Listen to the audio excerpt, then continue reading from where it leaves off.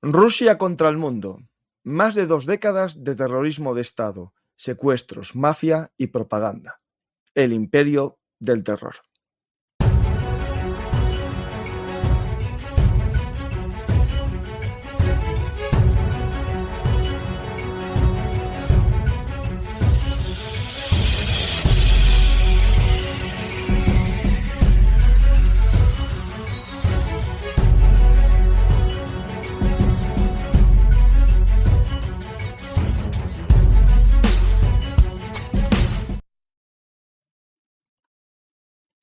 Hola a todos, bienvenidos a Bellum Artis, actualidad militar y geopolítica. Y hoy vamos a hablar de terrorismo de Estado y nos centraremos como ejemplo a seguir de lo que es un Estado que usa el terrorismo como arma, es Rusia. Y para ello contamos con la ayuda de un amigo del canal, Marc Marginedas. Hola, Marc. Hola, buenas tardes. ¿Cómo estás, Francisco? Buenas, Marcos. Marc, encantado de volverte a ver. Nos conocimos en Oviedo y tuvimos la suerte yo de asistir a la presentación de tu libro y después tomar una sidra, aunque tuve que marchar rápido a hacer un programa de historia en mi canal. Pues, Marc, vamos a hablar hoy de tu libro, que lo estoy acabando yo ahora mismo, Rusia contra el mundo. Más de 2 décadas de terrorismo de Estado. Un tema muy interesante, un libro que trata un tema muy de actualidad, ¿no? Que es cómo Rusia fue realizando una guerra sucia a lo largo de casi las 2 décadas de Putin, pero hereda la época soviética, ¿no?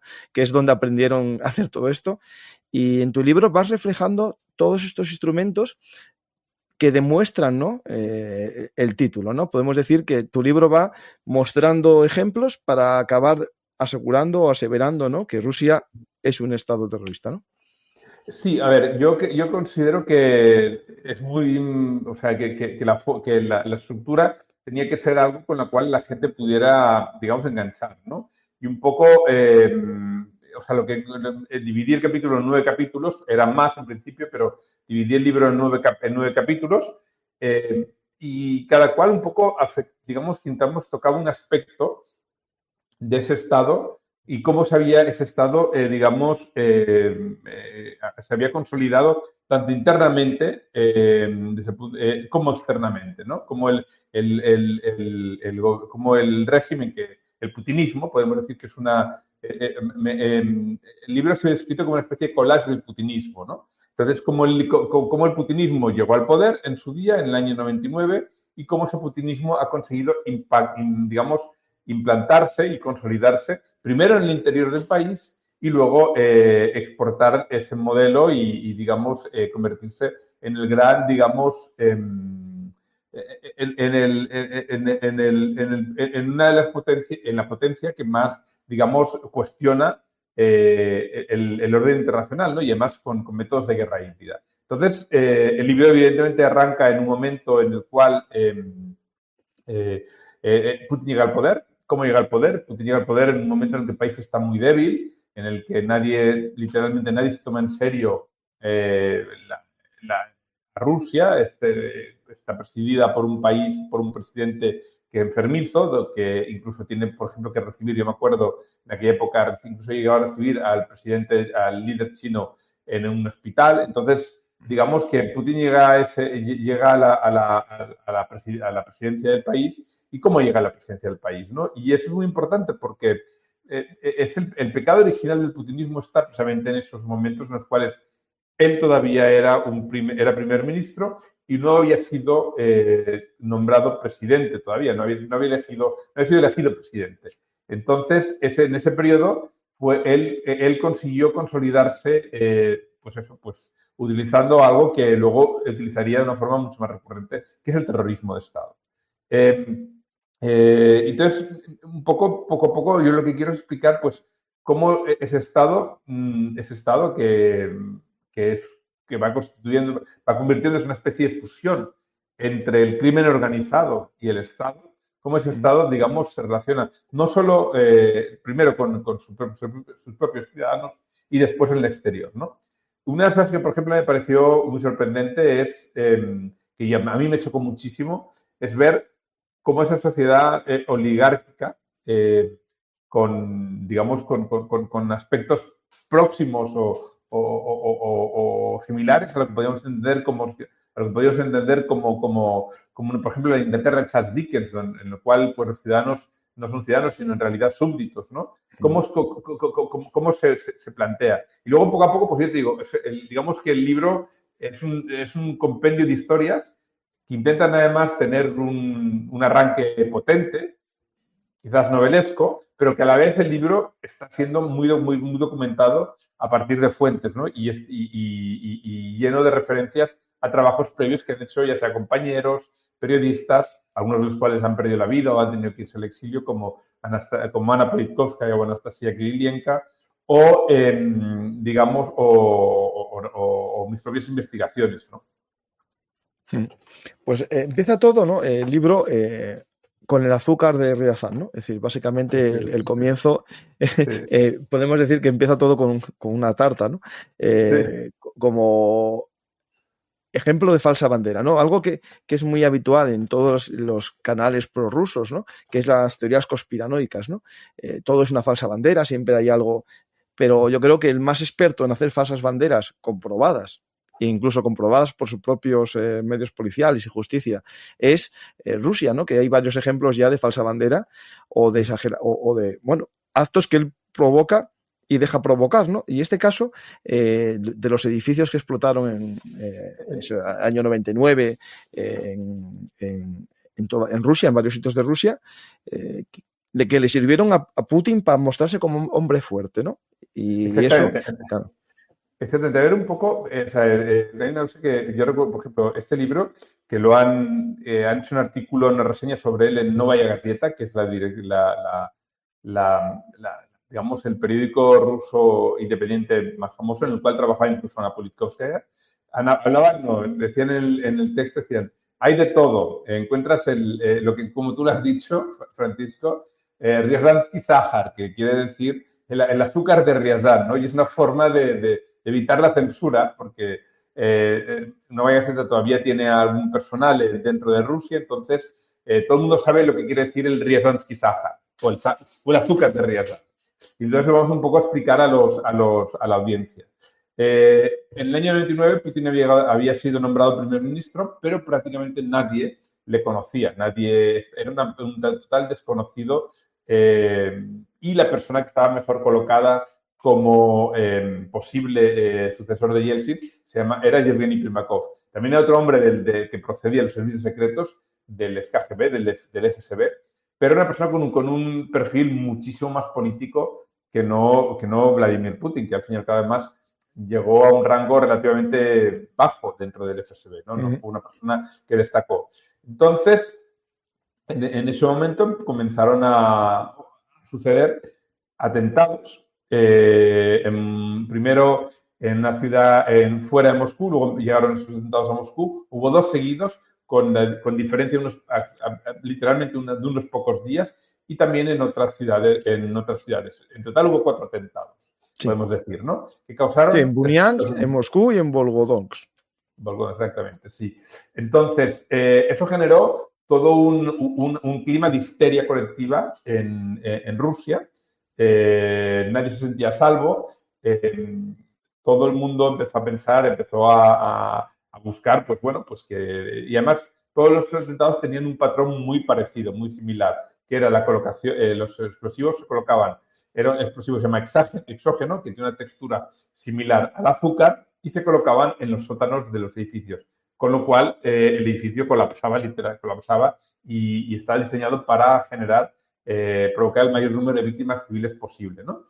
Entonces, bueno, en ese clima de histeria colectiva, los rusos, estamos hablando de un país que había sufrido una derrota en el año 96 y había sido obligado a retirarse de Chechenia. Las tropas rusas habían sido derrotadas en Chechenia y la idea de una nueva guerra en Chechenia era muy impopular. Y entonces, sin ningún tipo de pruebas, toda la clase política rusa culpó a los rebeldes chechenios de estos atentados, pese a que constituía un modus operandi que no tenía para nada que ver con el modus operandi de los chechenos. Y entonces, bueno, en este contexto, pues bueno, Putin dijo su famosa frase, que es una frase de las frases que van a pasar en los anales, que es que a los terroristas rusos, a los terroristas chechenos los vamos a tirar por el retrete, ¿no? Una cosa así. Con un vocabulario además ya muy de hampa, muy de gángster, muy Sí, que poco... no le pegaba a él tampoco por su forma de ser, pero quiso mostrarse. Bueno, a ver, si conocemos que Putin tuvo relaciones con el mundo del crimen organizado en San Petersburgo, nos podemos entender un poco de dónde viene su forma de hablar, ¿no? Entonces, inicia entonces los preparativos de una nueva guerra, que serían de lanzar una nueva guerra, y además en ese momento, pues bueno, con el clima de histeria colectiva que exige, que había en Moscú, pues parecía que la gente pues iba a acompañar, ¿no? Y entonces al cabo hubo un último atentado, pero un último atentado que no llegó a explotar, que se produjo precisamente en Ryazán, la ciudad, por eso se llama el azúcar de Ryazán, ¿no? Ese atentado sucedió, bueno, pues los vecinos vieron de un edificio en Ryazán, a 200 kilómetros de Moscú, vieron como desconocidos colocaban sacos en el sótano de su edificio. Vieron que la matrícula había sido falsificada, habían puesto una matrícula local de Ryazán, pero en realidad era un coche de Moscú, y inmediatamente llamaron a la policía. La policía no quería venir, pero al final vino, bajó al lugar, el lugar estaba muy sucio, con desgana, y identificaron que había de explosivos. Inmediatamente evacuaron el edificio y bueno, se articularon el supuesto explosivo, ¿no? En ese momento, pues la ciudad se cerró por completo. Las fuerzas locales, la policía local cerró la ciudad de Ryazán y al cabo de poco tiempo, pues fueron detenidos 3 personas. Esas 3 personas, justo en el momento que eran detenidas, muestran identificaciones del FSB, ¿no? En ese momento, pues bueno, no quedaba ante la exigencia, la cantidad de dudas que surgían. Patrushev, que es en estos momentos se lo puedo considerar probablemente el número 2 del régimen de Putin, la persona más influyente después de él, fue a la cadena independiente de NTV, cuando todavía era una cadena independiente, y dijo que en realidad aquello era un ejercicio para ver si la ciudadanía estaba alerta. Dijo que el contenido del explosivo era azúcar, y dijo que el detonador pues era un detonador era un juguete, ¿no? Entonces, bueno, millones de ciudadanos rusos en ese momento se sumieron en desconcierto y bueno, hubo intentos reiterados de conocer, de intentar investigar aquello, que es lo que había sucedido. La Duma estatal, la Cámara Baja del Parlamento, ordenó que no se investigara estos temas durante décadas, destruyeron las pruebas, etcétera. Entonces, desde entonces, y eso es el pecado original del putinismo, ¿no? Y en el libro yo hablo con 2 personas que fueron a ese edificio poco después de que ocurriera este incidente, y los 2 me dicen lo mismo, ¿no? Que bueno, pues que los locales seguían diciendo que aquello había sido un atentado, que no creían para nada la versión oficial, que les salvó la campana y que bueno. Entonces, estamos hablando de un régimen que para implantarse recurre a un atentado autoinfligido o de falsa bandera. Sí, sí. Pues tenemos este tema que es una falsa bandera vinculada a un acto de terrorismo, ¿no? Pero a lo largo del libro hablas también de una vinculación con grupos terroristas de distintos pelajes, ¿no? Y yo creo que hay un momento en el libro en el que hablas de Putin de joven, cuando está en Alemania, que tiene ciertos contactos, según una persona, no hay muchas fuentes que lo confirmen, que tiene contacto con grupos terroristas de la Alemania federal, es decir, grupos comunistas que atentaban en la Alemania federal, y que Putin ya de joven tenía esa función, ¿no? Esa función de contacto para motivar o para producir ataques terroristas en Occidente, ¿no? Bueno, yo en el libro, claro que sí, por eso que lo dice, sí, sí. Ese episodio en particular, no hay fuente, o sea, yo confirmo las cosas cuando están confirmadas por 2 fuentes. Por ejemplo, en la toma de rehenes en el Teatro Dubrovka, puedo confirmar que en esa toma de rehenes había un infiltrado, que es otro de los métodos con los cuales Rusia instrumentaliza el terrorismo, ¿no? Si había un infiltrado, eso quiere decir que el Estado ruso conocía de antemano que la toma de rehenes se iba a producir y no lo quiso evitar. Con lo cual, por alguna razón X, que invito a la gente a leer el libro para entender por qué el Estado ruso pues, pudo. Y eso lo he podido confirmar por dos fuentes, ¿no? Por una fuente muy solvente, que es Ana Politkovskaya, una periodista que fue asesinada, y luego por otra persona que conoció tanto a Ana Politkovskaya como al propio infiltrado. Tuve que ir hasta un país europeo que no puedo revelar y hablar con él de una forma bastante secreta. Y me dijo, y es una fuente de toda solvencia. En Beslan hay un incidente, en la toma de rehenes de Beslan hay un incidente similar, pero también confirmado por dos fuentes. Cuando lo pongo con fuentes, yo digo, esto está confirmado. Lo que vamos a narrar sobre Putin no está confirmado porque solo hay una persona que lo haya visto y además no existe que nosotros que hemos podido encontrar supervivientes, ¿no? Pero esa persona que asegura que fue un traductor de un grupo terrorista izquierdista alemán que se llamaba Facción del Ejército Rojo o Baader-Meinhof, que asegura que hacía viajes a Dresden cuando Putin estaba destinado en Dresden y que el señor Putin, pues, fundamentalmente lo que se dedicaba era a gestionar, a proporcionar apoyo logístico e incluso armamento al grupo terrorista Baader-Meinhof, ¿no? Entonces, yo fui a verle también a su domicilio, tampoco puedo decir dónde está su domicilio. No, lógico, lógico. Esa persona... ni digas el mío. Esa persona, no soy el único, también lo ha citado en su libro Catherine Belton, la misma fuente la ha citado, ¿no? Entonces, digamos que no soy el único que ha hablado, y también Masha Gessen, otra periodista, pues acudió a verlo, ¿no? Acudió a entrevistarse con él. Yo estuve con él un par de días y, bueno, me contó cómo eran las reuniones. A ver, hay una cosa que sí que está clara y eso es una realidad que yo creo que nadie hoy en día, pues puede obviar, que es que los grupos de izquierdistas armados que actuaban en Occidente, ya fuera en Alemania, ya fuera la ETA en España, ya fuera el IRA en Gran Bretaña, tenían respaldo de la Unión Soviética, o sea, respaldo, no solo respaldo verbal, sino respaldo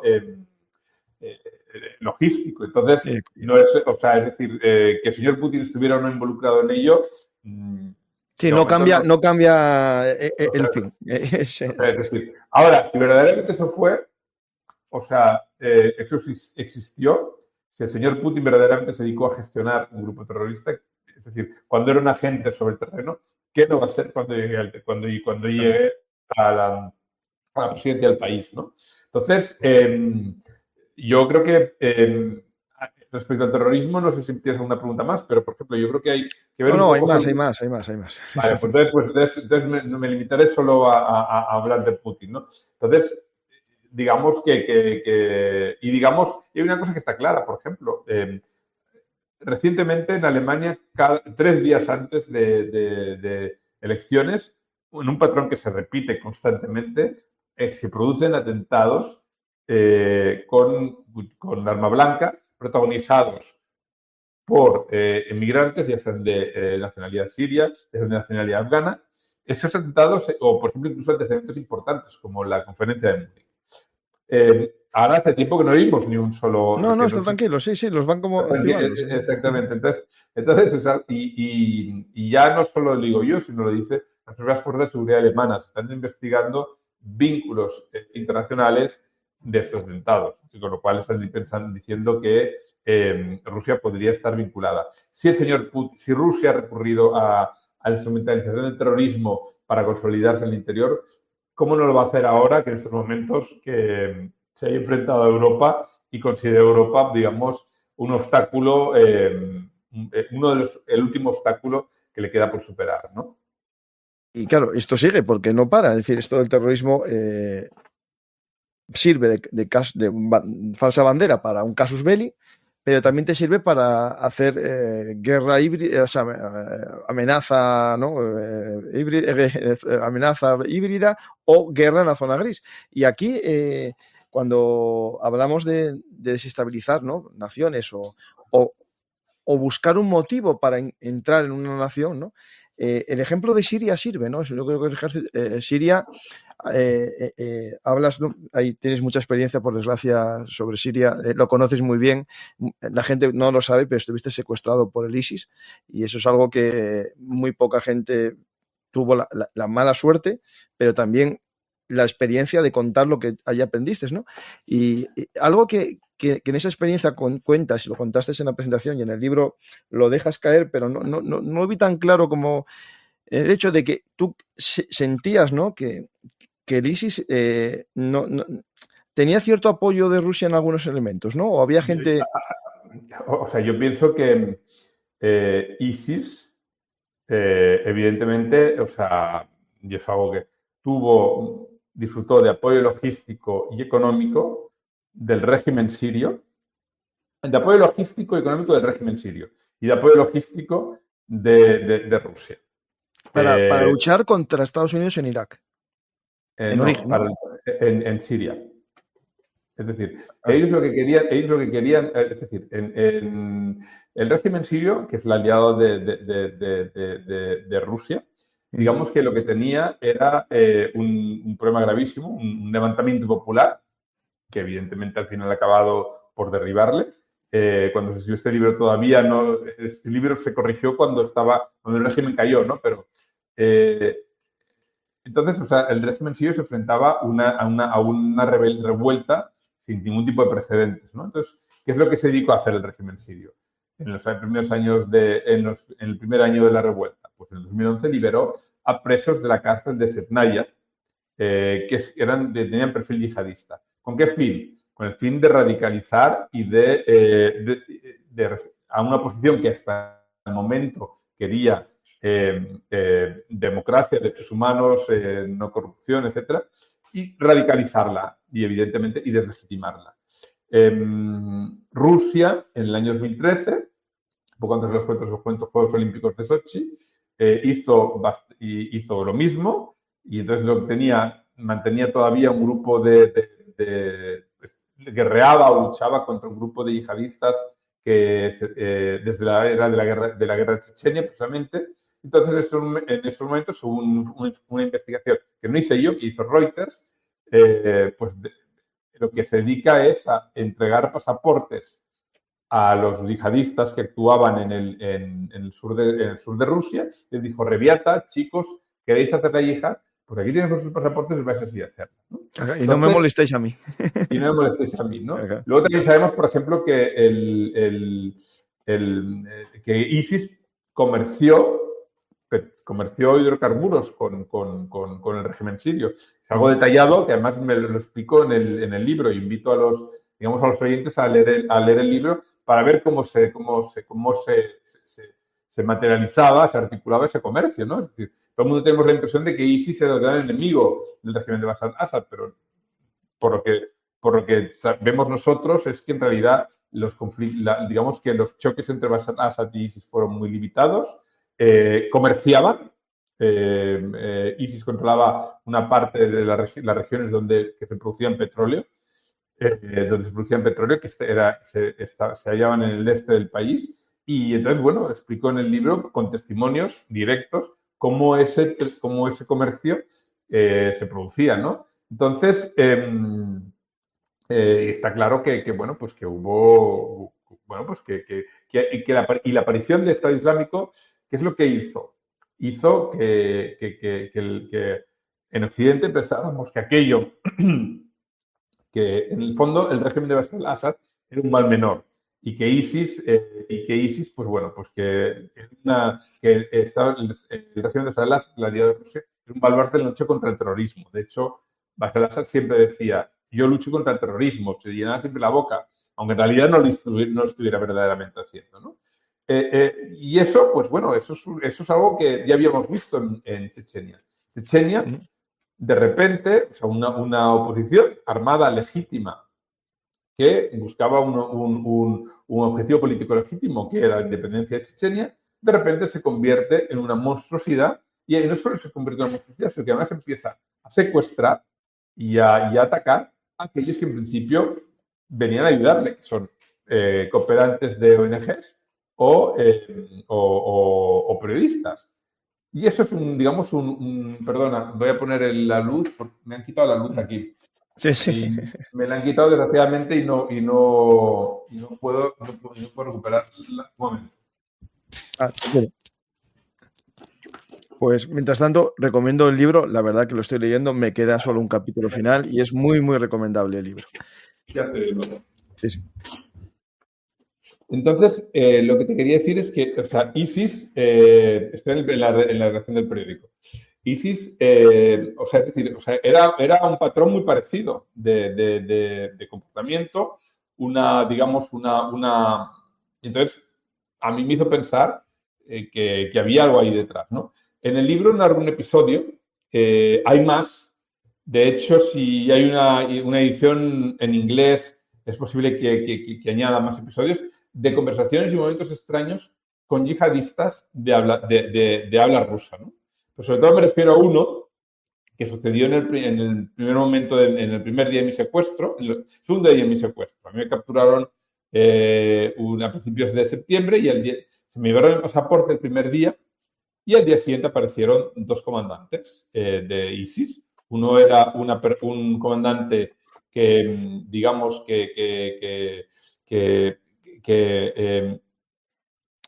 un comandante que hablaba árabe y otro que hablaba ruso. Y me dirigí al ruso y le dije, por favor, libéreme.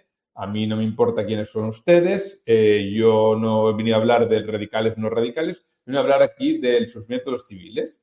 Entonces me dijo una cosa que a mí me sorprendió muchísimo porque no parecía que viniera de un yihadista, ¿no? Él me dijo, tú has venido aquí 2 veces y te ha salido bien, pero ahora te vamos a matar. Esto no es la respuesta de un yihadista. Un yihadista te dice, tú eres musulmán, tú no puedes trabajar aquí, no eres creyente. No había ninguna mención a mi religión, sino simplemente Sí, sí.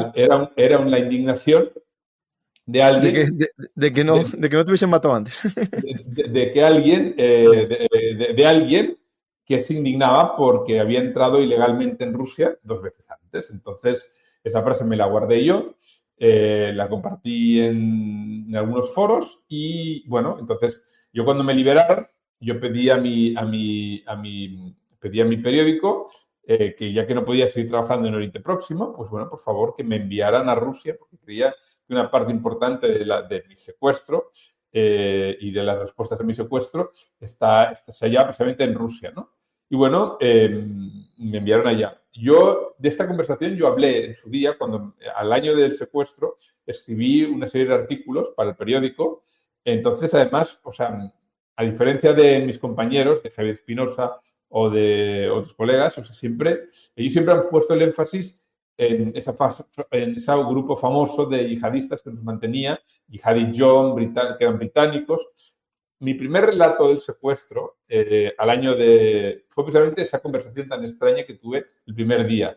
Lo que pasa es que nunca dije que ese yihadista con el cual yo estaba hablando, que me parecía que hablaba más bien como un funcionario del régimen, era de habla rusa, porque yo Sí, sí. ya sabía que iba a ir para Rusia. Entonces yo, evidentemente, eso hubiera sido una imprudencia. Ahora, también te quiero decir, cuando llegué a Rusia, gente que en principio se supone que son periodistas, y que con los padres tienen una relación muy cordial, bueno, pues empezaron a nacionalidad rusa.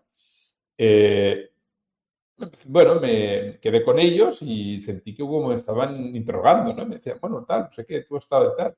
Es interesante, ¿no? Es interesante lo que has vivido, claro. ¿Cómo no va a ser interesante si yo estaba en manos de un grupo que supuesto en un país donde Rusia tenía digamos, un interés y lo sigue teniendo intereses muy importantes, ¿no? Entonces, bueno, en Moscú yo hablo con una serie de gente expertos en seguridad, que no quiero desvelar de momento su nombre, y mantengo una serie de conversaciones que me dan a entender que yo me había topado con infiltrados, ¿no? Con un infiltrado, con un infiltrado. Entonces, nada. Hay que decir que, por ejemplo, que hay un episodio más, que si hay una versión en inglés del libro, pues lo mencionaré.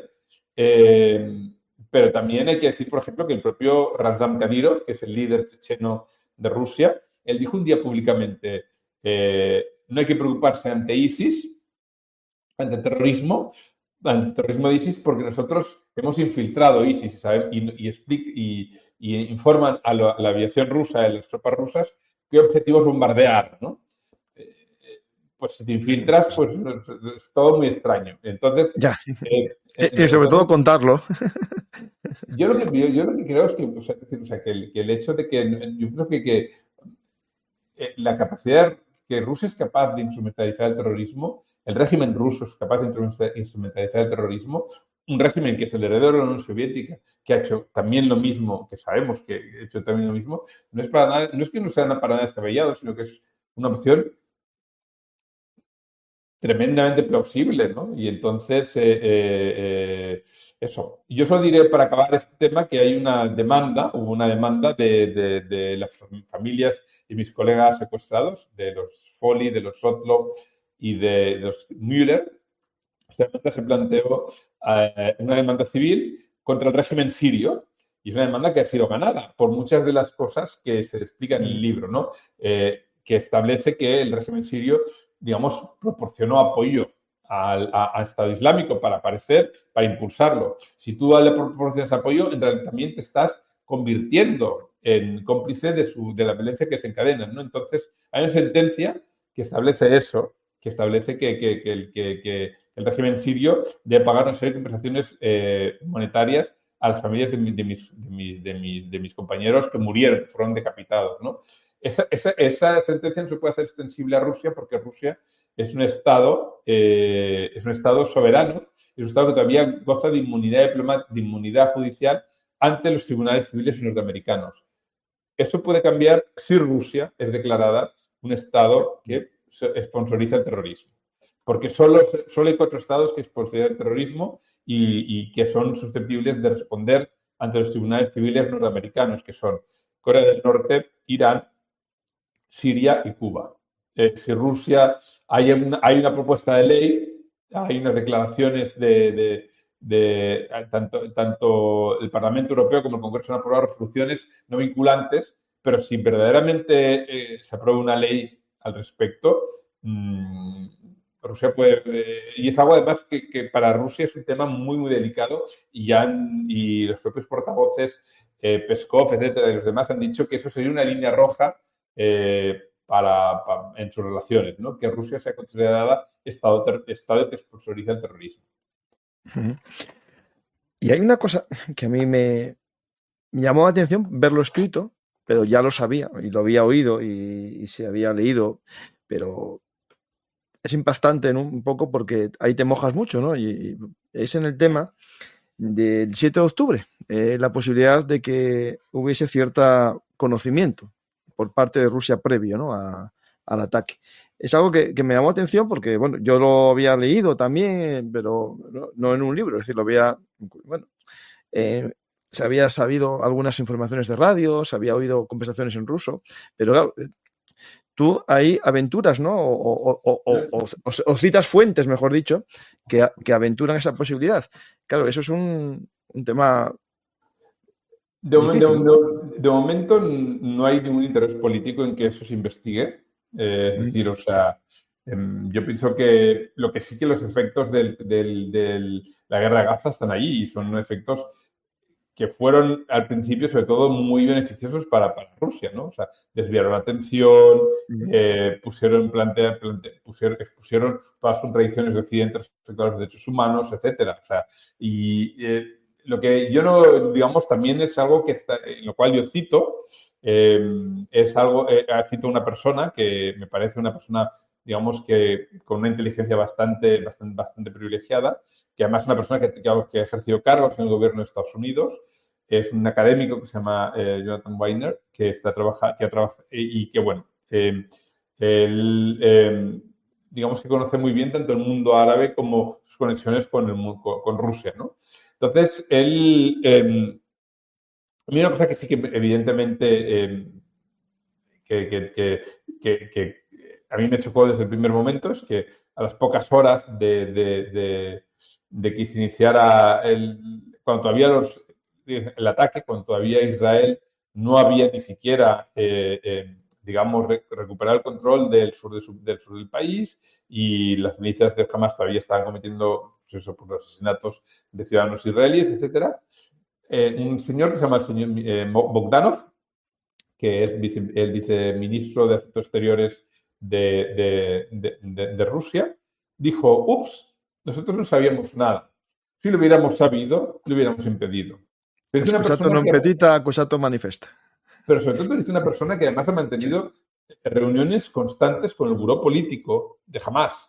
O sea, documentadas entonces, o sea, es un poco chocante, ¿no? Pero sobre todo más chocante es un poco lo que explica Jonathan Weiner, que me parece muy, muy relevante, que es que en la primavera del 2023, cuando todo parecía que estaban, con los frentes de Ucrania estaban muy empantanados,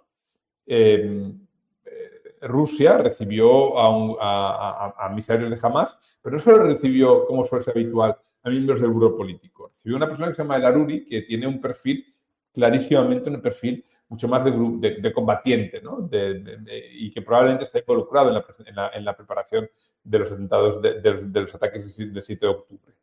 Y a raíz de la cobertura de prensa de ese encuentro, uno llega un poco a la conclusión, o sea, Jonathan Weiner llega un poco a la conclusión de que ahí algo se ha decidido.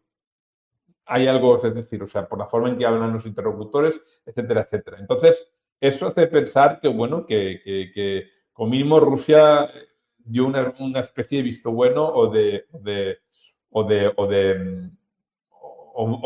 lo sabía de antemano, ¿no? Y hay que ver, por ejemplo, que Netanyahu tardó, yo creo que no sé si fueron una semana o 9 días, en recibir las condolencias de Putin. Una persona con la cual, además, hay que decir... Que tiene buena relación, sí, sí, sí. Que con la cual tiene muy buena relación. Netanyahu se entiende muy bien con Putin, que son personalidades que muy compatibles, como lo han demostrado ambos, ¿no? Entonces, incluso, o sea, con gestos que ha tenido Putin hacia Netanyahu, que no ha tenido con ningún otro líder, ¿no? Como invitarlo al Bolshoi en una representación de ballet. Entonces, lo que quiero decir es que hay material para investigar. Y bueno, quizás probablemente estemos con una parte de la historia. Lo que pasa es que en estos momentos, digamos que el foco no está ahí y probablemente no estará durante mucho tiempo, ¿no? Pero bueno, los efectos están ahí y los efectos son clarísimos. Durante el primer año tuvo un efecto positivo, muy positivo en la apertura de una guerra en Gaza, ¿no? Porque, como hemos dicho, puso a Occidente entre sus contradicciones, desvió la atención, etc. Luego se torció para Rusia, porque Israel debilitó tanto a Hezbollah que ello permitió el colapso del régimen de Bashar al-Assad, que era, al fin y al cabo, eran las tropas sobre el terreno que impedían que el régimen de Bashar al-Assad, que no tenía ningún tipo de legitimidad, cayera. Entonces, por eso fue tan fácil para los rebeldes sirios, en cuestión de días, pues retomar el control del país, porque digamos que la infantería pues era la de Hezbollah. No, era Hezbollah, en la batalla del crack de los caballeros era Hezbollah el que combatió y todo. Exactamente. Lo que no es lo que... O sea, Rusia lo que tenía era aviones. Y entonces, bueno. Ahí queremos la cosa queda para el futuro, pero evidentemente, como yo creo que en la vida todo acaba saliéndose, pues si hubo un visto bueno de Rusia a esto, acabará sabiéndose y acabará exponiéndose, como todo. Claro, después en tu libro, claro, es que tratas tantos temas interesantes que sería para hablar de ellos por separado, ¿no? Hablas de cómo la mafia, ¿no? Es parte del sistema. No es que haya mafia y corrupción, ¿no? Porque la hay en España también, sino que forma parte del sistema, es decir, eso, ¿no? Son uno. Eso, justo, eso. A ver, yo un día que a veces no tenía ganas como de reír, ¿no? O sea, porque yo a un analista le he llegado a leer en un libro, que no diré su título para que no... Quiero decir, Putin es una persona honrada, fue encargada de ley del país para recuperar el honor o el orgullo perdido por Rusia, ¿no? Entonces, o sea, eso que es un leitmotiv y una narrativa que ha empleado mucho una cierta izquierda, que desconoce por completo. O sea, es una narrativa, eso no tiene ningún viso de realidad. O sea, Putin no ha sido nunca honrado, pero es que no ha sido nunca honrado ni siquiera cuando era teniente de alcalde en San Petersburgo, ¿no? Ahí, ahí los casinos. O sea, es decir, en San Petersburgo, cuando era teniente de alcalde de San Petersburgo, montó una red de casinos porque él era el que encargado de dar las licencias sobre el juego, que era una actividad muy lucrativa en aquella Rusia que se deshilachaba y se descontrolaba. Pues los casinos eran un negocio muy rentable. Entonces se montaron una red de casinos municipales supuestamente para comprar alimentos para toda la gente que digamos que no podía permitirse comprar en un momento en el cual el país tenía un problema de abastecimiento muy importante, ¿no? Esa red de casinos, o sea, se cayó en manos de un líder mafioso supuestamente mafioso, que se llama Gennady Petrov, supuesto líder de una mafia que se llama Tambovskaya Malishevskaya. El negocio, evidentemente, colapsó, todo funcionaba con Gasberg. Putin dijo que no había entendido bien lo que era los principios del libre mercado, que el país está todavía muy naif en aquel momento. Y evidentemente, pues, o sea, el dinero que generó esa actividad, pues, no acabó precisamente donde donde tenía que acabar, que era para ayudar a la gente que estaba necesitada, ¿no? Pero, por ejemplo, también sabemos que con el mismo Petrov llegó a repartirse los beneficios del puerto de San Petersburgo, ¿no? Entonces, y el señor Petrov es una persona que fue detenida en 2008 en Mallorca, en la operación policial contra la mafia rusa de mayor envergadura que se ha llevado a cabo en todo Occidente. Para que veáis un poquito, o sea, se llegó a incautar una cazadora que valía decenas de miles de euros de piel de cocodrilo entonces estamos hablando y personas que ni siquiera aparecían durante mucho tiempo, ni siquiera aparecían en el registro mercantil de Rusia, ¿no? Entonces, ¿de dónde venía ese dinero, todo ese dispendio? Pues evidentemente pues era muy interesante. De las conversaciones que mantuvo las escuchas telefónicas que practicaron las fuerzas de seguridad españolas, se puede, por ejemplo, deducir que el presidente del Comité de Investigación, que es la Fiscalía General de España, el equivalente a la Fiscalía General, gozó del apoyo y de la aprobación de una parte importante del crimen organizado, ¿no? De ese crimen organizado que está instalado en España, ¿no? Entonces, la persona que investigó todo el caso se llama José Grinda, muy valiente, en estos momentos protegido a todas partes. Es una persona que está protegida, está amenazada. Entonces, y un poco lo que quiero decir es que me parece decir que ha sido es un marco mental, pero no tiene ningún aviso de realidad. Decir que Putin es la persona nombrada por la élite es totalmente es sacarse es una narrativa, un marco mental, pero que no tiene ninguna consistencia real y es incluso, bueno, entonces... Bueno, ahí cuando dicen en el libro Los hombres de Putin, sí. cuando lo nombra Yeltsin como sucesor, era para mantener la oligarquía que él había creado, pero él creó otra de sus amigos, ¿no? Creó otra, y además, o sea, mucho, o sea, incluso todavía más fuerte, sí. Más fuerte, porque estamos hablando de gente del FSB con negocios paralelos y digamos, totalmente sin ningún tipo de empatía humana. Gente con perfil muy de psicópata, ¿no? Entonces, bueno, pero la mafia es muy importante porque si la mafia en España se hubiera, digamos, arraigado, tenía una capacidad enorme de corromper a políticos locales, etcétera, ¿no? Y un ejemplo muy claro de todo esto que me parece que hay que destacar es, por ejemplo, ¿por qué la mafia Sonsevo? La mafia Sonsevo en los años 90 se implantó en Hungría y consiguió establecer vínculos con personalidades políticas, según las investigaciones del Insider, incluyendo al propio presidente Orbán, ¿no? Entonces, la mafia no es una entidad separada del Estado que actúa y que está siendo presidida del Estado. Con la mafia viene el FSB. Entonces, o sea, y la mafia realiza servicios para el Estado, porque Rusia fundamentalmente es un Estado clientelar. Es decir, aquel ciudadano ruso que considere que está en una situación en la cual puede ofrecer, proporcionar al Estado un servicio, se lo ofrece y sabe que el Estado le recompensará. Es un país de oportunistas. Entonces, pues bueno, pues la mafia forma parte de este entramado, de este entramado. Y entonces, pues me parece importante verlo, porque es otra parte, otra forma que tiene Rusia de ejercer su influencia. No solo la propaganda. Y para mí es muy importante explicar esto, porque es que decir que Rusia es una dictadura es quedarte con un 10% de la realidad. Estamos hablando de un Estado criminalizado, donde el crimen organizado se ha fusionado con el poder político. Y es capaz de hacer cosas como abrir una investigación para identificar si en Bucha hubo la gente que hubo ahí una operación para desacreditar el ejército ruso, ¿no? O sea, es decir, es vivir en una realidad paralela.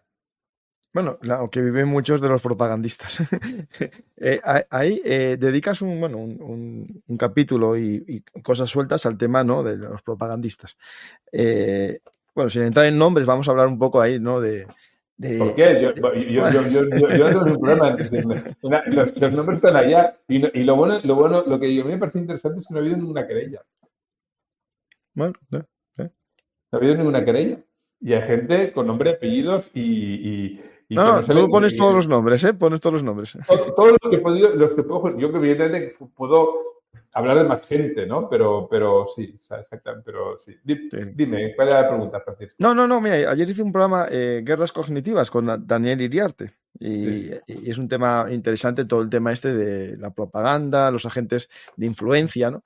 Que eso es algo que volvemos a la herencia soviética. Es decir, una de las cosas que hacían muy bien los soviéticos no era meter agentes dobles que sacasen información, no, era meter gente o contratar gente dentro de cada nación para soltar su mensaje o desorganizar las sociedades, ¿no? Y eso sigue haciéndolo muy bien Rusia, ¿no? Y ahora más con estas redes sociales, ¿no?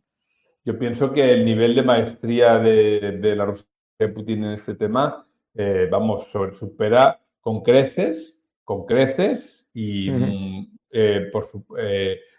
todo lo que puede hacer la Unión Soviética, ¿no? Primero porque, como has dicho, las redes sociales, digamos digamos que tienen un efecto de impacto mucho más potente que no en la era analógica, ¿no? O sea, luego hay otra cosa que me parece muy interesante, que es que Rusia no está constreñida por la ideología en estos momentos, cosa que a diferencia de la URSS que estaba, la URSS solo podía apelar a la izquierda. Rusia tiene digamos, un troll para todos. Tiene un troll para la ultraderecha, tiene un troll para el independentismo catalán, tiene un troll tiene gente, es capaz de establecer complicidades por todos ellos sin ningún tipo de problema, ¿no? Aymar, a mí me encanta cuando alguien, por ejemplo, un youtuber muy español, muy españolista, lleva su programa a un espía ruso a Berchale, ¿no?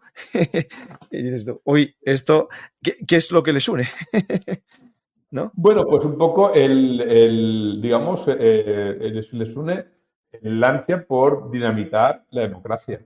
Para Sí. mí es esto, ¿no? Y a mí me parece que se puede establecer grandísimos paralelismos, por ejemplo, con la actitud del Partido Comunista Alemán durante los años del ascenso nazi, ¿no? Stalin prohibió al Partido Comunista Alemán pactar con los socialdemócratas para frenar el ascenso nazi. Entonces, Bueno, ahí y vemos... boicotearon la industria de armas francesa para que las bombas que fuesen contra Alemania no estallasen.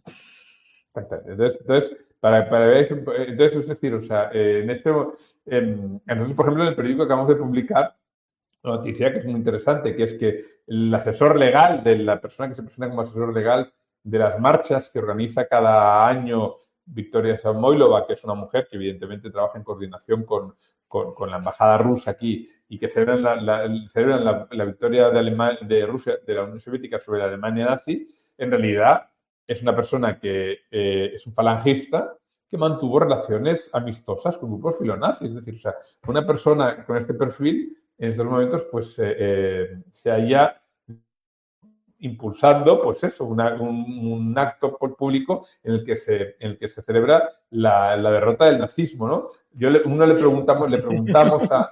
preguntamos a él y nos dijo que, bueno, que después de haber ido a Rusia, pues Evolucionó. exactamente, inició un periodo de reflexión que le va a decir que le habían contado muchas mentiras, ¿no? Pero claro, las mentiras para esos momentos es decir que Stalin es el asesino de millones de personas, ¿no? Entonces, o sea, es Ya, decir, sí, sí. o sea, uno se pregunta pues por las razones de su conversión o de su reflexión, ¿no? Una persona que además hace 4 años él dice que su pasado, que él militó en Falange hasta el 98, perdón, tiene un libro en el año 2021 en el cual se habla de cómo adecuar al falangismo a los tiempos modernos y se habla en términos nostálgicos del falangismo. Entonces, que no diga aquí que esto es todo, o sea, es decir, o sea, ahí hay algo, evidentemente, que pasó durante sus viajes a Moscú que le hicieron, que le hizo Lo, cambiar de, le hizo lo que pasa acercarse. en Marc, lo que pasa en Moscú se queda en Moscú.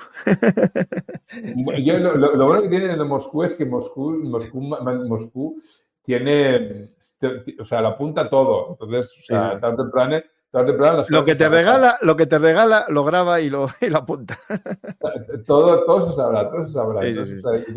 ya de hecho saben muchas cosas. Entonces bueno, lo que sí que me parece muy, muy importante y que yo creo que es un aspecto un poco, digamos, desconocido, no son solo los agentes diferentes, la compra directa de periodistas. Entonces, yo he podido documentar 3 casos de periodistas que fueron, a los cuales se le ofreció dinero o estuvieron muy cerca de ser comprados, ¿no? 2 de ellos no me autorizaron a revelar su nombre, uno de ellos sí, se trata de Javier Martín, corresponsal de instrumentos en Santiago de Chile de la agencia EFE, pero en el momento en que fue aproximado, él trabajaba en Túnez y viajaba a la Libia, bajo control del gobierno reconocido internacionalmente, que era el rival del aliado de Rusia, que es Haftar, ¿vale? Entonces, evidentemente una persona de mucho interés para ellos. Lo que sí que quiero decir es que si a esas 3 personas me lo han contado, evidentemente son 3 personas que no aceptaron el soborno, porque si no, no lo hubieran Claro, los que lo contado. aceptaron no te lo van a decir. O sea, claro, pero yo tengo la casi absoluta certeza de que existen más, gente además importante con nombre dentro del mundo del periodismo, y para mí, lo que pasa es que evidentemente no tengo pruebas, por eso yo te digo que no he explicado Sí. lo que yo sé, o lo que yo, pero sí, por ejemplo, o sea, pero sí, para mí me parece muy interesante ver a aquellos periodistas que intentan generar estados de ánimo. O sea, un periodista transmite hechos. Pero tú cuando quieres generar un estado de ánimo, oye, pues que vaya un von der Leyen a luchar a Ucrania, o tal, o sea, tú eso es otra cosa. Eso es una Eh, opinión, es un Eso es artículo de una opinión, no opinión. de Luego, por periodismo. ejemplo, sí, exacto. Entonces, o sea, es decir, no. A mí me parece que dar opiniones cuando es un periodista, pues, a ver, evidentemente todo el mundo tenemos un sesgo, pero dar opiniones, o sea, es decir, digamos que no favorece tu credibilidad. Pero luego, por ejemplo, otras cosas, o sea, por ejemplo, gente que tiene buen acceso a Rusia, a sus aliados. Unas cosas por las cuales yo hablo del caso en los años 30 del caso de Walter Duranty, que era un corresponsal de New York Times, que tenía un acceso a Stalin que no tenía nadie más, ¿no? Entonces, ¿pero por qué se le da ese acceso? Evidentemente es un premio. Entonces, o sea, yo creo que por ahí podemos ver muchas cosas, ¿no? Pero bueno, evidentemente yo nunca diré abiertamente tal o cual persona. El tema de la propaganda es muy importante porque hay países, en España, digamos que hemos conseguido que la propaganda no colonice el segmento central de la opinión pública. Ah, pero en América es otra cosa. Y en países como Bulgaria, yo que me quedé verdaderamente, cuando para mí yo viajé especialmente a Bulgaria para ver el efecto de la propaganda en Bulgaria, y me quedé, vamos, muy preocupado porque verdaderamente es una potencia que en los medios de un país, digamos, no muy rico y que son muy precarios, pues no pueden frenar, ¿no? O sea, y eso es algo, y con una percepción muy distorsionada de la realidad. Pues interesante, eso sería para hablar largo y entendido. Y si quieres, vamos a qué preguntas tenemos del público, pero este libro tiene mucha amiga, pone nombres, ahí quiero que también que la gente lea el libro y descubra eh, cosas muy interesantes. Y después, algo que aquí, Marc, seguro que tiene segunda parte, ¿no? Vas a seguir hablando del tema, más que, no solamente centrarte en inglés, ¿no? En hacer una versión para más gente, sino ¿tienes más tema que tratar sobre este tema o ya vas a escribir sobre otro tema? No, no, bueno, no, a ver, en estos momentos, o sea, yo lo que hago en mi periódico es tratar fundamentalmente temas de injerencia rusa, ¿no? O sea, Sí, sí. entonces por ejemplo, hemos hecho una investigación sobre sobre todo cómo se organiza el regimiento inmortal, quiénes lo organizan, qué tipo de relación tienen con el gobierno ruso, con las autoridades rusas, con la embajada rusa, qué están haciendo, que es susceptible además en ¿Puedes algunos explicar un casos. poco lo que es ese regimiento? Un poco para que la gente, si se puede El contar. Regimiento Inmortal es una, digamos, una iniciativa que se tomó en Rusia para celebrar cada año la victoria de la Unión Soviética sobre la Alemania nazi. Se invitó a los ciudadanos a desfilar cada uno con el retrato de un familiar que murió en esa contienda, ¿no? Sí. Evidentemente, la guerra fue una guerra muy cruenta, murió mucha gente, murió millones de personas. Entonces, en el bando ruso prácticamente todo el mundo tiene una persona, un fallecido, un abuelo, un padre, digamos, o sea, un abuelo, un bisabuelo que murió allá. Entonces, eso, digamos, eso sí ha servido como una especie de catalizador del putinismo, ¿no? Porque, digamos, el putinismo intenta establecer un paralelismo entre la guerra que se libró entonces, que era una guerra defensiva, con la guerra que se libraba en la Unión Soviética. Aquí vemos una imagen Esto es Madrid. de Esto es Madrid, Madrid. exactamente. Sí, sí. Entonces, por ejemplo, una frase que nos parece muy, muy inquietante, pese a que solo acudieron cientos de personas Bueno, y ya, pero son cientos de personas que no pintan nada. ya, pero la cobertura que realizaron los medios rusos es muy inquietante porque hablaban de 3.000 personas. Ese inflado de cifras tiene un motivo clarísimo, que es eh, que los organizadores cuenten con más dinero del Kremlin para organizar este tipo de actos. Claro, ¿Por qué? porque esto se paga por personas y cosas de estas, o podéis conseguir gente que te vaya por dinero también. Esto es un negocio interesante. A ver, hay informaciones de gente que ha participado en actos putinistas que ofrecía dinero. Aquí, de momento, en las manifestaciones no tenemos, o sea, no tenemos la confederación, pero en otros actos, en otras marchas, sí que tenemos pruebas de que se ofrecía dinero. Es una práctica habitual en Rusia ofrecer dinero para ir a manifestaciones y además eso lo podemos ver, por ejemplo, las últimas elecciones legislativas que cubrí, fue muy interesante ver la reacción la reacción de los simpatizantes de Dina Rusia, de Rusia Unida, el día el día tras la victoria, supuesta victoria de su partido, ¿no? No tenía nada que ver con una celebración en Génova o en Ferraz o en donde sea, o en Nicaragua, la calle Nicaragua en España, cuando un partido gana unas elecciones, ¿no? Que es toda euforia, que aquello era totalmente desangelado, veías al alcalde Sobyanin intentando animar a Ya la sabían gente. ya sabían que iban a ganar ya. No, pero si la gente no iba allá, la gente va allá Ya, para ya, ya. figurar, o sea, es muy fácil de identificar este tipo de tipo de actitudes. Entonces, pero es algo tremendamente corrosivo, y además, digamos que si ellos consiguen implantar este modelo de traer a gente pagándoles para que se manifiesten, es algo tremendamente corrosivo porque es el cinismo, o sea, eso fomenta el cinismo entre la ciudadanía, ¿no? Fomenta la desafección política. Y eso ha hecho que Rusia en estos momentos, pues, que es un país literalmente de cínicos.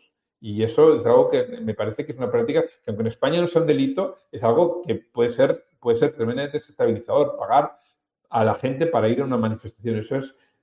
Genera cinismo en general. Bueno, algunos les ponían un autobús con un bocadillo. Sí, pero eso impulsa la antipolítica. Eso Sí, impulsa la sí, sí, no, antipolítica. eso es el fin de la política. Tú tienes que Exactamente. movilizar, no, es evidente. Dice por aquí alguien que, bueno, Occidente miente con Navalny, que eran 4 amigos los del entierro. Pues estos 4 amigos eran bastantes, ¿eh? Wow. Es decir, a ver, que esto, cuando es un disidente perseguido por el régimen, que muere en la cárcel, salga la gente, esta masa de gente y más, incluso había vistas aéreas que se veían y eran mucha gente, estos tienen más huevos que los que salen en Atocha a llevar algo que no les va a pasar nada. Es decir, A ver, yo te puedo decir que eso es uno de los puntales que demuestra que el régimen ruso y Putin no es tan popular como él asegura, como ellos aseguran, ¿no? Moscú es una ciudad, o sea, durante 3 días enteros la gente acudió al desfile a rendir su último homenaje a Navalny. Previamente, las autoridades habían advertido de que personarse en ese acto podía constituir una falta perseguible por la ley.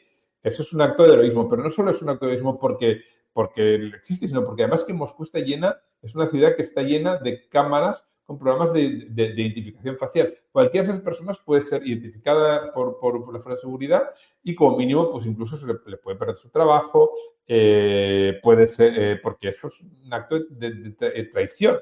O incluso se le puede iniciar, no sé si una falta administrativa o un caso criminal. Pero lo que quiero decir es que eso, con las condiciones tan terribles en las que vivimos en Moscú, verdaderamente en los últimos años era muy difícil hablar con la gente. Cuando hablabas en ruso con acento español, pues la gente enseguida se ponía en alerta, ¿no? Eso me parece un acto verdaderamente de heroísmo. Y además, diré más, y ahí no quiero establecer paralelismos porque no hay información, pero ¿cómo se cortó de cuajo todo esto? Bueno, pues se cortó porque al cabo de los pocos días hubo un atentado en un centro de Moscú que se llama Crocus, y que fue tremendo. Entonces, evidentemente todavía no tenemos la perspectiva para saber qué es lo que pasó verdaderamente allá, ¿no? Si fue autoinfligido o no fue autoinfligido. Evidentemente hay grupos radicales islamistas que tienen muchas ganas de atacar a Rusia. Ahora, lo que sí que te quiero decir es que en aquellos días, yo estuve mirando la televisión, bueno, como TV2, que es la televisión de la oposición rusa, y se hablaba, y los dirigentes políticos del régimen hablaban de establecer penas de muerte en delitos de grupos extremistas. Evidentemente, el Estado Islámico es un grupo extremista, pero ¿qué otro grupo es extremista de acuerdo al mismo nivel que el Estado Islámico, de acuerdo con la legislación internacional? Pues el Fondo contra la Corrupción de un opositor que se ha encabezado por un líder que se llama Alexei Navalny. Y ahí lo dejo. Sí. Pues, Marc, muchas gracias. Voy a pasar algunas preguntas del público que son interesantes, pero sobre todo que la gente se anime aquí a leer el libro Rusia contra el mundo, en venta en todas las librerías, pero si alguien es de comprar en Amazon, hay un enlace en la descripción que me ayuda a mí, pero siempre os digo que mejor vuestro libro favorito, pero ya que si compráis ahí, en la descripción tenéis, y me ayudáis un poco a mí también como autónomo, que soy también. Marc, empezamos algunas preguntas del público. Algunas no las voy a ni plantear porque ya son preguntas que se hablaron aquí, ¿vale? ¿Cómo es que Occidente puede ser tan débil con un país que es África, pero con nieve de no sé, por el petróleo y gas? Bueno, yo te lo digo, armas nucleares se llama. Armas nucleares. Yo pienso sobre todo, a ver, por una parte las armas nucleares, luego por otra la propaganda. La propaganda, es decir, la información para Rusia, la información es un arma como los tanques. Y además eso está contenido en la doctrina Gerasimov, que dice que la doctrina Gerasimov es el jefe del Estado Mayor y dice se pueden obtener triunfos, conseguir objetivos tan o más importantes por medios no convencionales que por medios militares convencionales. Entonces, ahí tenemos, por ejemplo, que una parte del Partido Republicano piensa que Putin puede ser amigo de Rusia, cuando en realidad, si vemos un poco cómo funciona Rusia en el entorno de Estados Unidos, concretamente en América Latina, está penetrando con una fuerza y con una agresividad y está colocándose mucho mejor de lo que se llegó a colocar la Unión Soviética, ¿no? ¿Qué más tenemos? Tenemos, por ejemplo, que el Partido Republicano piense eso me parece pues una victoria importante de la propaganda. No, que la mitad del Partido Republicano o más, que son magas, piensen casi el discurso prorruso. Es lo que no logró los soviéticos jamás. Los soviéticos, lo máximo que estuvieron de tener un líder que simpatizara con ellos o estuviera comprometido, fue un laborista que lo destrozó Margaret Thatcher. Entonces, estamos hablando de algo muy... Teníamos un señor, era Jeremy Corbyn. Jeremy Corbyn tenía un asistente que no recibió el clearance, o sea, la luz verde del MI5, porque lo consideraba una persona que actuaba como un agente de la Unión Soviética y no podía acceder al Parlamento. Se llamaba Seamus Milne. ¿Qué más puedo decir? O sea, el gobierno Draghi, gobierno europeísta en Italia, sabemos que el número 2 de la embajada de Rusia, mantuvo una conversación con Salvini y empujándole a romper con el gobierno y hacer que el gobierno. Luego le salió mal, porque en lugar de llegar Salvini al poder, llegó Meloni. Y Meloni en política exterior, pues es una decepción para Rusia, evidentemente. No, no, Entonces, completamente. Pensaban que iba a ser prorrusa y no, casi salió mal. no, bueno, ellos esperaban a Salvini, evidentemente, o sea, Sí. y Meloni dijo, aquí ustedes formaban parte y dijo Salvini, formaban parte del gobierno, se sumen mi discurso sobre Ucrania. Entonces, o sea, pero vamos, es decir, o sea, digamos que han conseguido, digamos, manipular y adulterar los resultados de todas unas elecciones en Rumanía, que tuvieron que ser anuladas. O sea, estamos hablando simplemente con unos miles de usuarios en TikTok. Es que, o sea, el poder, evidentemente, Occidente, si verdaderamente fuera capaz de formar un consenso sobre Rusia, Rusia lo tendría muy crudo, pero es que Rusia constantemente trabaja para mermar ese consenso, para confundir, para dudar, primero para que dudemos de quién es el agresor y el agredido. Segundo, para que dudemos de nuestras propias instituciones, diciendo, entonces, eso se hace de una forma bastante eficaz. Y ahí está, por ejemplo, el Brexit también, que Sí, sí. sabemos, por ejemplo, que un empresario que no tenía recursos para pagar el dinero que llegó a pagar a la campaña del Brexit, a Ron Banks, que está casado por una rusa y tenían contactos con empresarios mineros rusos. Entonces, estamos hablando de todo un Estado con todo un potencial económico importante y muy capaz, es decir, o sea, un ciudadano ruso en el extranjero, si ofrece sus servicios al Estado, está bien colocado, él sabe que el Estado le va a recompensar, ¿no? Claro, claro, Y claro. entonces, o sea, no hace falta que, no, o sea, no hace falta que esa función de ejercer la gente de influencia lo puede ejercer un ciudadano cualquiera. Ujú. Claro, y después hay agentes de influencia por ideología y después por dinero. Ese es el tema que en este caso es por patriotismo también. ¿En qué países es admisible? Esto aquí es, bueno, no pasa nada, me tiene bloqueado. ¿En qué países es admisible que cierto coronel en la reserva, bajo la apariencia de análisis geopolítico, ya no defender posiciones pro Putin, sino propagar desinformación sobre la guerra de Ucrania?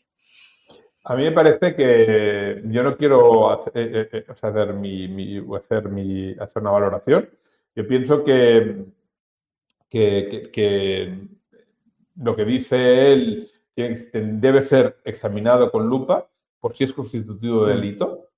Eh, yo a mí me consta, por ejemplo, que o sea, de fuentes of the record que ha habido, digamos, actos en los cuales él ha participado que han rayado, digamos, las ilegalidades, pero yo no puedo decir nada más, ¿no? O sea, lo único que puedo decir es que este señor, años después del derribo del avión malasio, todavía mantenía un tuit en el cual se decía que ¿cuándo conoceremos la verdad sobre el derribo del avión malasio? Está juzgado, está estipulado, probado, más que probado, que el avión malasio fue derribado por la batería tierra-aire rusa venida desde Rusia. Entonces, o sea, eso, yo creo que en España hay mucho margen de mejora, no solo con el coronel Baños, sino, por ejemplo, vamos a ver, estamos hablando de el señor Félix Bolaños, ministro de Presidencia, declara ante la Comisión de Seguridad Nacional de las Cortes, dice, no hubo trama rusa de apoyo al independentismo catalán, pero sí que hubo desde webs gubernamentales, televisiones, medios, un intento de debilitar a España. Señor Bolaños, ¿quién está al frente de esas webs? Claro. O sea, es una persona que en este momento está trabajando en España.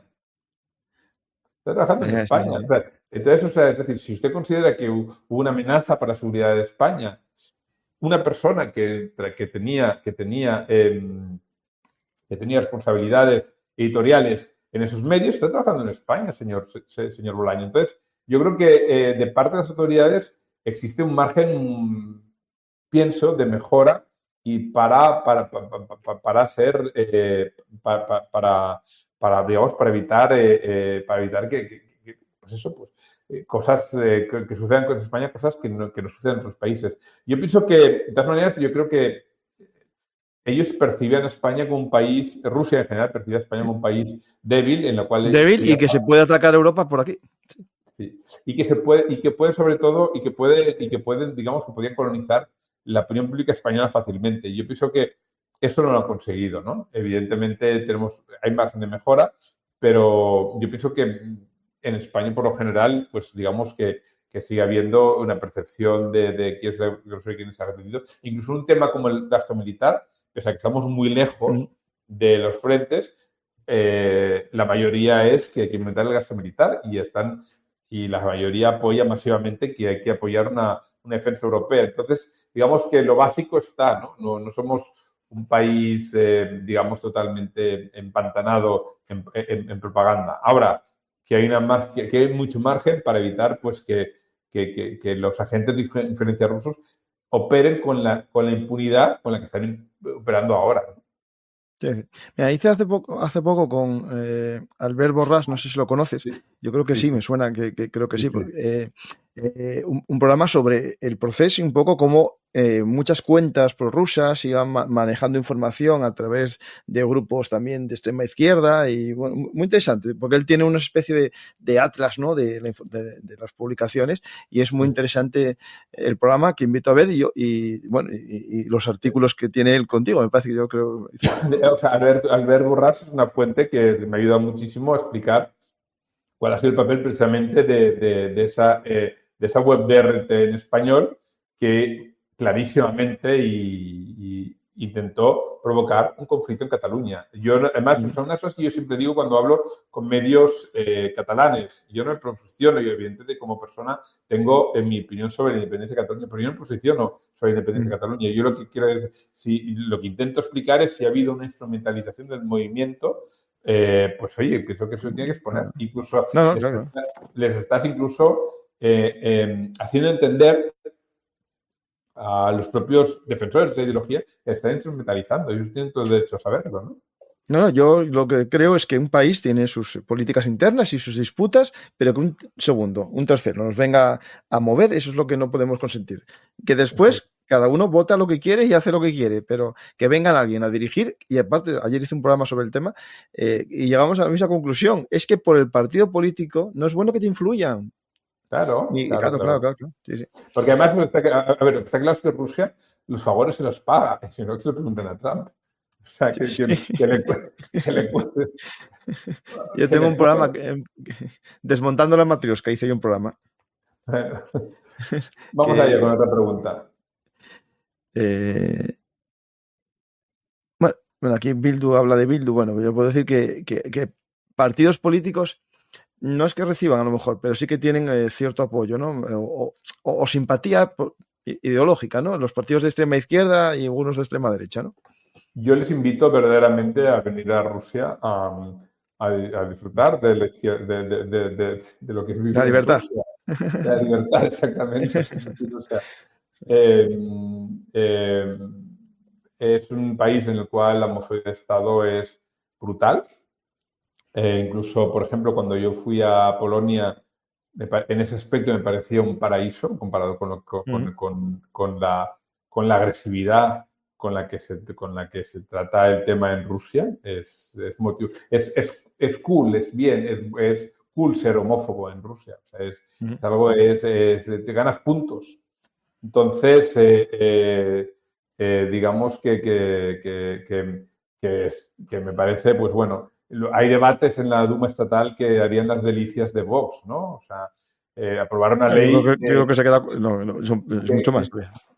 aprobar una ley en las cuales, aprobar una ley en la que se despenaliza la violencia familiar, es decir, la violencia de género, si se produce solo una vez y no hay ruptura de huesos o sangre. O sea, No, eso no creo que ningún partido en España eso ni lo piense.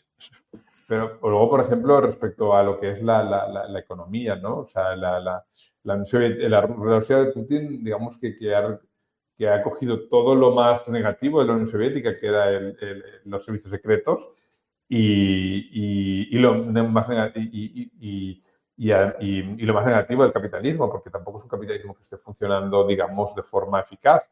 En el libro, yo creo que en el libro hay un par de cosas, un par de capítulos que yo hablo que me parecen interesantes, que habla de cómo ese régimen se articula dentro del Estado, ¿no? Y cómo, por ejemplo, algo tan banal como unos accidentes de coche te puede convertir en una auténtica tortura, porque en Moscú hubo un momento en el cual el 10% de los coches que circulaban por Moscú que no tenían privilegios similares a los que se darían los bomberos o a una ambulancia, pese a que se trataba de choferes de diputados, choferes de jueces, etcétera. Cada día, yo vivía al lado del Kremlin, cada día se cerraba el tráfico, la principal avenida, el Kutuzovsky, durante 4 veces, ¿no? Un día estuve en el hospital, me asomé por la ventana, vi en el lugar donde estaban aparcadas donde tenían que dejar los pacientes las ambulancias, había 3 coches aparcados. Contabilicé cuánto costaba cada coche. Ahí había $500,000 en coches, o sea, 3 coches, cada uno valía 150.000, 180.000 euros. Están aparcados en el lugar donde está aparcada la ambulancia. Eso, señores, el putinismo es lo que un poco intenta implantar Trump, pues, es decir, una sociedad en la cual los superricos no tengan ni siquiera que responder ante la justicia, ¿no? Y uno de los ejemplos, por ejemplo, tenemos en cómo está Trump, la administración Trump se ha movilizado para liberar a 2 acusados de esclavitud sexual en Rumanía de ideología ultraderechista y han sido recibidos en Estados Unidos con todos los honores, como si fueran digamos, héroes. Entonces, esos son los valores de la Rusia de Putin. Y no hay otros. Y verdaderamente, a ver, la Rusia de Putin no es ni de derechas ni de izquierdas, porque el propio Putin es una persona, un hombre que está divorciado. Él sabe, él va a lo que le sirve. Ahora, te puedo asegurar que, digamos, que el componente ultraderechista y ultraconservador en la sociedad es mucho más acentuado que el componente ultraizquierdista. La ultraizquierda es en contra de Estados Unidos, pero poco más. Sí, sí. Hay un tema que hace poco, hablando con un disidente venezolano que estuvo preso 4 años en una cárcel de Venezuela, decía una cosa que al leer tu libro en la parte de los coches, es que me vino ahí en la cabeza, lo de la impunidad, ¿no? Lo que hace que una dictadura se mantenga es la impunidad, ¿no? El hecho de que hago lo que quiero porque nada me va a pasar nada, ¿no?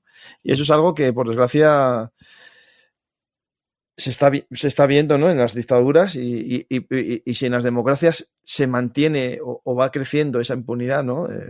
Es que vamos mal camino, ¿no? Yo creo que viendo eso de los accidentes de coche, la impunidad, ¿no? De que yo soy hijo de no sé quién, soy no sé quién, entonces no sabes con quién estás hablando, ¿no? Y eso. O sea, yo creo que, es decir, lo que Rusia pretende crear son regímenes en los cuales hay una élite que digamos, que coopte a una parte de la sociedad y los valores se transformen. Es decir, el ciudadano piense que la única forma de prosperar en la vida es acercarse lo más posible a ese Estado o a esa élite. Es decir, el Estado te dice, haz el pino, pues yo hago el pino. El Estado te dice, pues ponte de cuclillas y para atrás, pues te pones. Es decir, o sea, eso, por ejemplo, lo vemos, por ejemplo, en una enfermera en un hospital de Donetsk, me contaba un hombre del batallón de Azov, me decía que le explicaba que Ucrania se había rendido. ¿Quién le había explicado? ¿Quién le había dicho que hiciera eso? Pues le habían dicho, cuando trates con los heridos de Azov, diles que Ucrania se ha rendido para minarles la moral. O sea, es algo que te pones al servicio y luego esperas un beneficio, ¿no? Yo tengo incluso, te diré, hasta amigas, gente de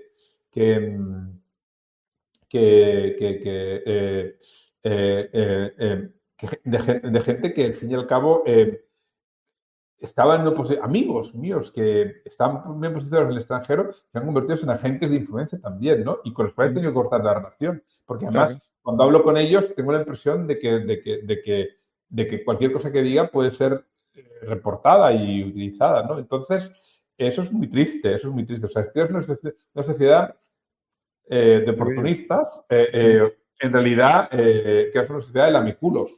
Perdón para la palabra. O sea, de súbditos, de súbditos. Y entonces, bueno, o sea, son dinastías, o sea, y eso, por ejemplo, lo vemos en todos los países que Rusia apoya y aliados de Rusia. Nicaragua, los Ortega, son dinastías que se crean, que se impulsan el poder, que no las sacas ni con aceite y que además ellos crean una red clientelar de leales cuyo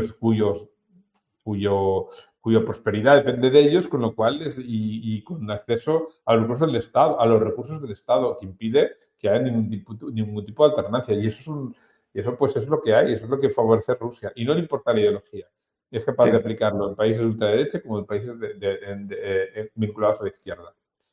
Hay una cosa que dicen que creo que no me conocen cuando aquí hablo de la impunidad. Trump condenado y presidente. ¿Eso no es impunidad? Indultar a los del asalto al Capitolio, ¿eso no es impunidad? Claro, es lo que dije. Cuando en las democracias aumenta la impunidad, estamos acabando con la democracia. La democracia, nadie es impune. Es decir, ese es el tema, la división de poderes. Y ahí va el tema por qué se quiere encargar el legislativo en casi todos los gobiernos últimamente. Y hay un camino a ese fin de acabar con la democracia.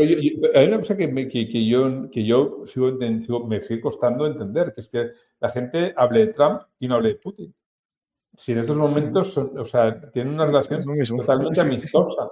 O Sí, sí. sea, no lo ocultan. Además es que no lo ocultan, a diferencia de la primera presidencia, la cual todo el mundo pues ellos intentaron ocultar. Ahora no lo ocultan, o sea, es decir, o sea, él lo dice abiertamente, claramente. Trump, previamente antes de elegir esta segunda ocasión, ha mantenido, al menos en 9 ocasiones, conversaciones con Putin. Eso según Bob Woodward, en un libro que publicó él. Estamos hablando ya de que la conexión es importante y es evidente, y además y el padre de Elon Musk aparece en Moscú y participar en un foro. Entonces, o sea, no se puede diferenciar hoy en día a Rusia de Putin. O sea, tú a Putin de Trump, o a Rusia del gobierno de Estados Unidos, ¿no? Entonces, eso con lo cual, pues sí, claro que sí, por supuesto. La respuesta para el oyente, sí, claro que es impunidad que el Congreso no haya, que haya sido amnistiada a toda esta gente. Claro que es impunidad, Sí. por supuesto. Por desgracia, estamos viviendo un momento de lucha entre la democracia y la autocracia, y el problema es que muchas democracias se están convirtiendo de alguna manera en autocracias para tapar lo que... Es que no me acuerdo la autora del libro Autocracia S.A. ¿Cómo se llama? No sé si lo leíste tú, espera, el libro. El libro se llama Anne Applebaum. Y es muy interesante porque habla mucho de eso, de al final que son dictaduras, pero que en el fondo lo único que hacen es encubrir los negocios, ¿no? de sus miembros, ¿no? Sí, exactamente, sí. Pues, Marc, todo un placer. Espero que vuelvas pronto aquí a ver un arte y hablar de este tema tan importante para nosotros, que es conocer la injerencia de otro.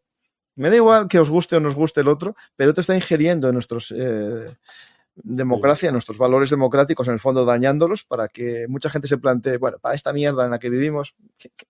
Yo tengo claro, yo una cosa que tengo claro para acabar ya el fin de emisión es que no ganarán. A mí, por ejemplo, me parece muy interesante ver un poco la actitud de Navalny, la valentía de Navalny. Creo que es importante destacarla, la valentía del resto de la gente de la oposición rusa.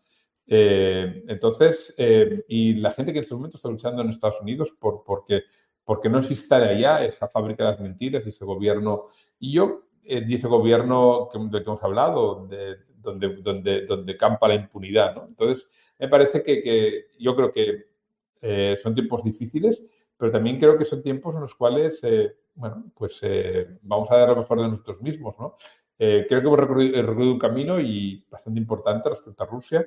La gente que alertamos acerca de Rusia hace 5 o 6 años era un poco como predicar en el desierto, y ahora, pues evidentemente, el éxito del libro, el hecho de que el libro tenga 6 ediciones, pues me hace pensar digamos, que el mensaje está calando. Entonces, pues muchísimas gracias por invitarme a tu programa, Francisco, y seguimos en contacto.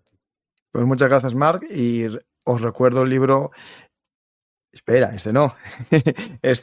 Rusia contra el mundo, más de 2 décadas de terrorismo, de Estado, secuestros, mafia y propaganda.